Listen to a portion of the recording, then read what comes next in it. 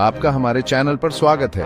आज हम बात करेंगे एक बहुत ही रहस्यमयी और दुखद हादसे के बारे में। एयर फ्रांस फ्लाइट 447 का हादसा जो 2009 में हुआ था।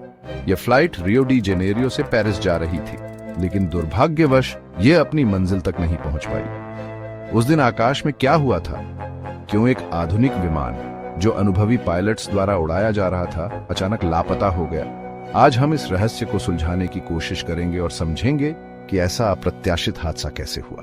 तो चलिए जानते हैं एयर फ्रांस फ्लाइट 447 के बारे में। एयर फ्रांस फ्लाइट 447 1 जून 2009 को रियो डी जेनेरियो ब्राजील से पेरिस फ्रांस के लिए उड़ान भर रहा था। यह विमान एयरबस A330 था, जो उस समय दुनिया का एक सबसे उन्नत विमान था। यह यात्रा सामान्य लग रही थी, लेकिन यह विमान एक सबसे बड़े हवाई हादसों में से एक बन गया। अब हम समझते हैं कि इस हादसे की शुरुआत कैसे हुई। विमान ने रात 7:29 पर रियो से उड़ान भरी थी और पहले कुछ घंटों तक सब कुछ सामान्य था। विमान ऊंचाई पर उड़ रहा था और पायलटों के पास पूरी स्थिति पर नियंत्रण था।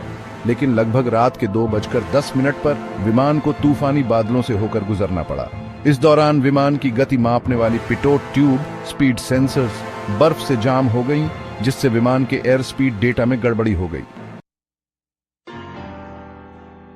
जब पिटोट ट्यूब्स का डेटा गलत हो जाता है तो विमान की स्वचालित प्रणालियां ठीक से काम नहीं करती। इसका असर यह हुआ कि विमान के ऑटोमेटिक सिस्टम्स ने काम करना बंद कर दिया। पायलटों ने विमान को मैन्युअली कंट्रोल करने की कोशिश की, लेकिन गति का डेटा न होने के कारण स्थिति को ठीक से समझने में कठिनाई हुई। नतीजतन विमान एक हाई अल्टीट्यूड स्टॉल में चला गया। स्टॉल तब होता है जब विमान की पंखों से लिफ्ट कम हो जाती है और विमान नीचे गिरने लगता है। लेकिन पायलट्स स्टॉल की सही पहचान नहीं कर पाए और विमान को रिकवर नहीं कर पाए। विमान समुद्र में गिर गया और सभी 228 यात्री और चालक दल के सदस्य अपनी जान गंवा बैठे। अब हम इस हादसे के कारणों को समझते हैं। पिटोट ट्यूब्स का फेल होना और इसके कारण एयर स्पीड डेटा का न मिलना एक बड़ा कारण था, लेकिन पायलटों की प्रतिक्रिया भी अहम थी। इसके बावजूद कि उनके पास हजारों घंटे का उड़ान अनुभव था, पायलट विमान को स्टॉल से बाहर नहीं निकाल पाए। उन्हें यह समझ नहीं आया कि स्टॉल को ठीक कैसे करें। इसके बजाय उन्होंने विमान का नोज ऊपर खींचा, जिससे स्टॉल और भी बढ़ गया।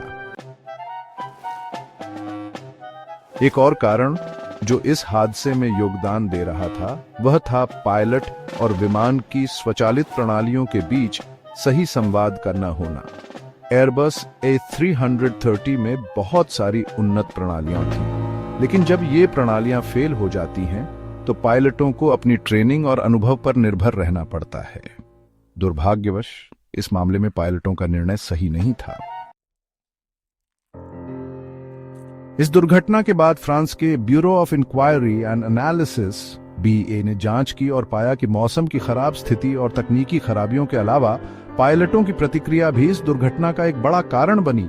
इस हादसे ने यह सवाल उठाया कि पायलटों की ट्रेनिंग पर ध्यान क्यों नहीं दिया जाता, खासकर ऐसे मामलों में जहां स्थिति अत्यंत असामान्य हो। आखिरकार एयर फ्रांस फ्लाइट 447 का हादसा कई कारणों का परिणाम था।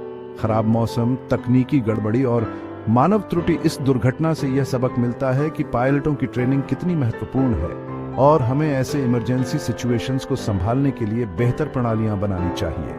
इस हादसे के बाद विमानन सुरक्षा में कई सुधार किए गए ताकि भविष्य में ऐसा हादसा फिर से न हो। अगर आप इस दुर्घटना के बारे में और जानना चाहते हैं या ऐसे अन्य मामलों पर चर्चा चाहते हैं तो चैनल को सब्सक्राइब करें और बेल आइकन दबाएं। धन्यवाद।